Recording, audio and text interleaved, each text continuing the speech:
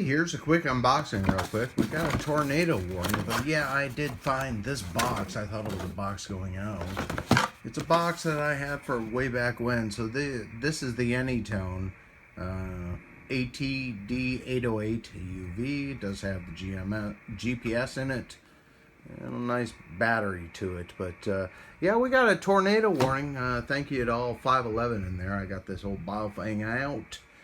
I don't like it so much compared to a big old screen on this thing here, and I got to get it programmed up real quick for ham radio emergency communication. So yeah, quick unboxing. I think I got the mic with it, and I think this is a hotspot of some sort.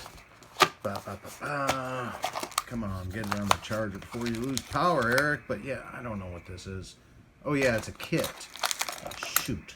I may not have time to put that together, but I gotta program this up real quick. Alright, y'all.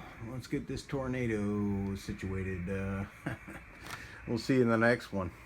Oh, thumb was all like broken. It's a half video. It's not really a thumbs up video. It's emergency preparation time. Will ham radio pull through? We'll see.